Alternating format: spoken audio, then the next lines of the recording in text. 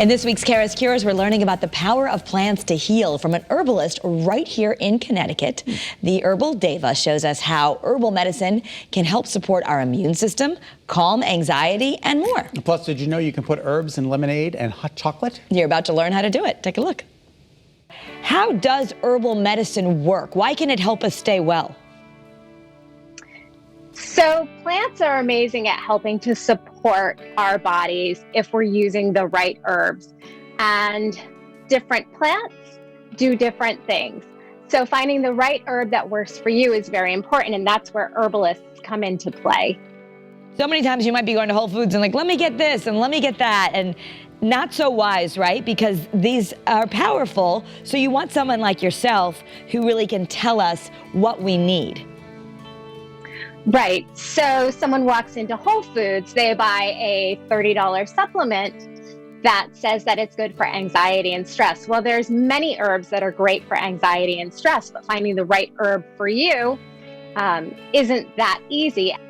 Tynne Love is a second-generation clinical herbalist. She makes tinctures for people all over the world using herbs from farms across Connecticut. Elderberry is one of her favorite herbs for immunity, especially right now during the pandemic.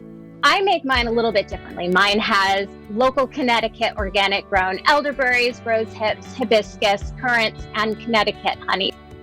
But how do you use it? You could just take a shot of the syrup, or Tynne has two simple recipes. One of my favorite ways to use it is to make an elderberry lemonade or an elderberry hot chocolate. So we're going to learn how to use both of them today, and they will also be on my website, so you can go back and take a look at that.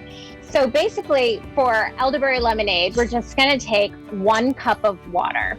Very simple. Have you seen Ponderosa lemons before, Kara? Aren't they amazing? No, but it reminds me of those old Ponderosa commercials with the big steaks, but this is a big lemon. These are the little ones that we get in the grocery store, and this is an Italian lemon that you can actually get at Gilberti's in Westport. Lemon season is over right now, but just to know where you can get them in Connecticut. So 1 cup of water, and we're going to do 2 tablespoons of elderberry syrup. We're going to take 1 tablespoon of lemon juice. Organic is preferred. We're just going to put a top on that and just shake it up. Typically, you'd be pouring this over ice. I don't have any ice in here right now. Voila, there we go. We'll add just a nice little lemon on top. Wow. Beautiful. So you don't need any sugar, and it kind of might be reminiscent of like blueberry lemonade? Exactly. So I make this year round. And it's a great way to get your elderberry syrup in. Next, elderberry hot chocolate. I was a raw vegan chef for many, many years. So I love incorporating herbs into what I do daily, like a regular smoothie or a hot chocolate. I'm always adding more herbs to it. So what I did add was I added in 1/2 cup of oat milk into my blender. Now you can make this on the stove, you know, the old-fashioned way with a whisk on the stove and heat it up.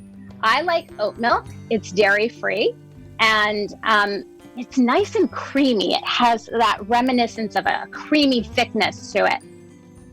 So I put that in first. I'm going to add in 1 cup of hot water.